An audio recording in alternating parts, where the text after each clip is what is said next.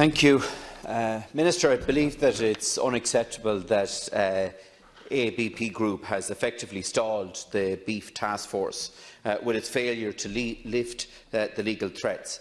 And I accept that there is no silver bullet to the issues that are before us.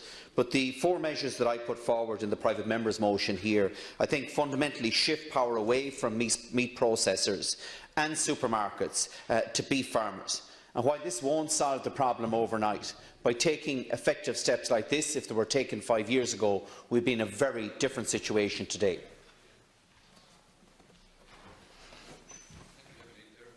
Of formal negotiations with beef sector stakeholders facilitated by my department since early August, culminating in an agreement reached between stakeholders on Sunday the 15th of September. This agreement covers the type of issues which were raised in the Dáil motion of the 26th of September.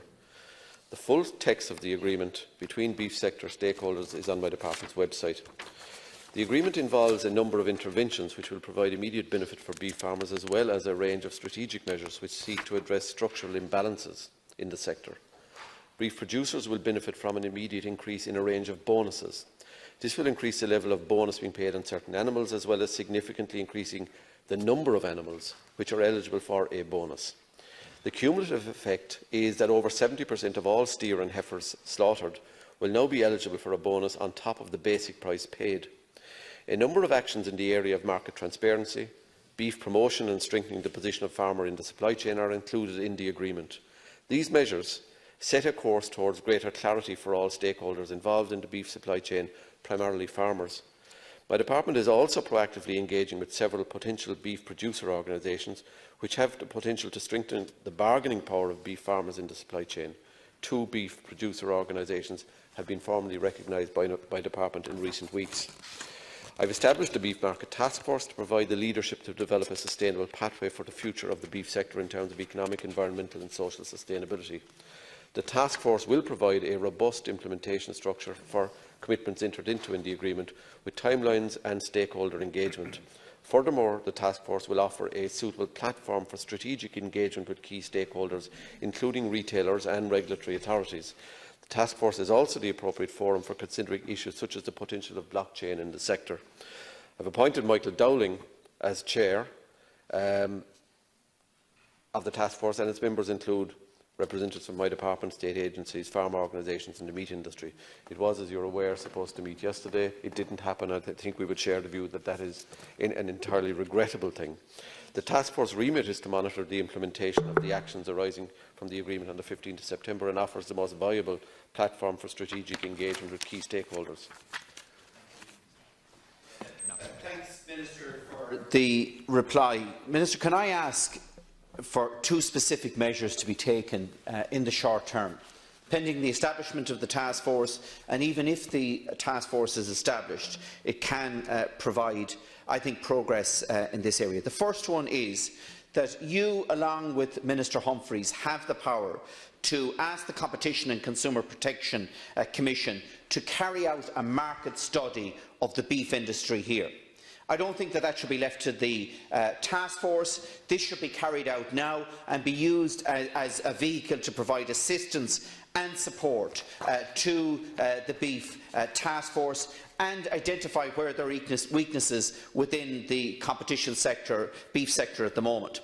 Secondly, can I ask you, Minister, what's happening with looking for protected geographical indication status for grass-fed suckler beef? I note from your reply last week you're talking about an application being submitted for Irish grass-fed beef, but you've left out suckler. And as you know, the former Commissioner Hogan has made it clear that the application should be for suckler beef, not just grass-fed beef. Thank you, Deputy. Minister Creed.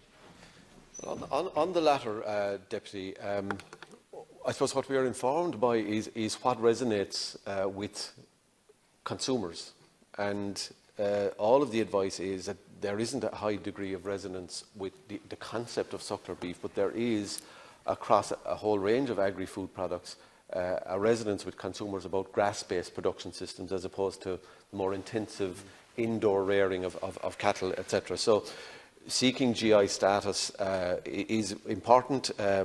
We've seen what it does in terms of the drinks industry, for example, with Irish whiskey, GI status also for a whole range of other products is important, and pursuing this in a way that delivers something tangible for farmers is what we're motivated by. I personally would have thought that suckler might resonate, but all of the advice is that grass-based production systems is what resonates with consumers. But we're informed in all that by virtue of market research, engagement with Board B, etc., and pursuing it with the Commission.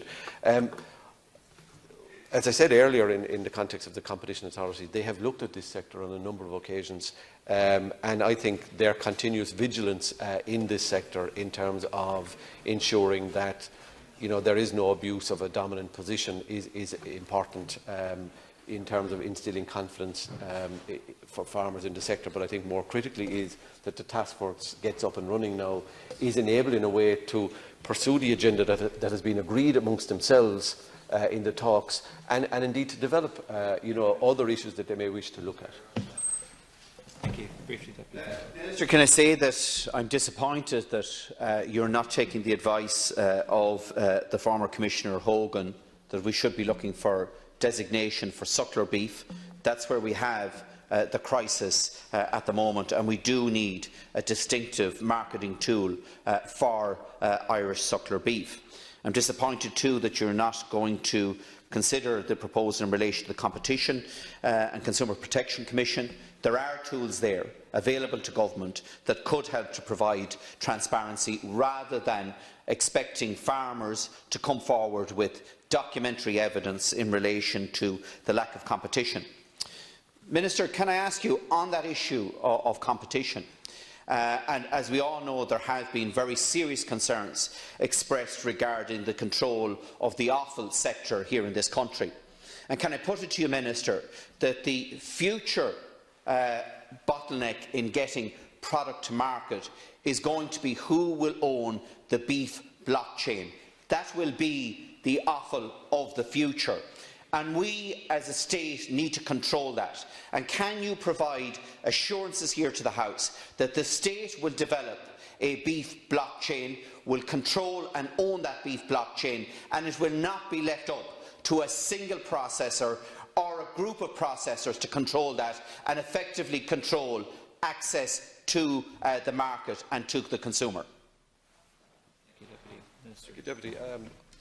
I should say, in terms of promotion, that we have provided very substantial additional resources to Board B over the last number of years, and indeed in a very difficult budgetary situation this year again increased the resources available to Board B for promotion, and in particular specifically ring-fenced promotion of beef and sheep meat.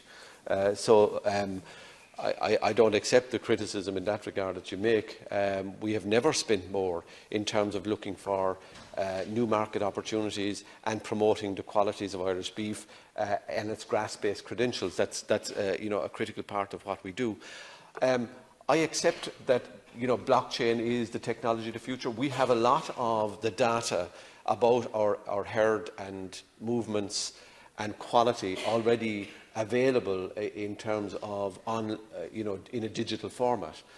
However, this is a reality. The most demographically challenged sector in the Irish agri-food sector is the beef sector. Age profile, it is the highest age profile. And whereas we need to encourage everybody to embrace new technologies, and I believe there is potential for further developing blockchain as an instrument to deliver information in particular to farmers and primary producers, because you can have information accessible from the consumer as to what the demands are in the marketplace, being accessible to the primary producer, and I think that's really important. I think there's a lot of potential in that area, and it is something that is already being investigated by people like the big accountancy houses and research by Board B, etc., and I think it is something that will play an increasing part in the beef industry into the future. Thank you, Minister. Deputy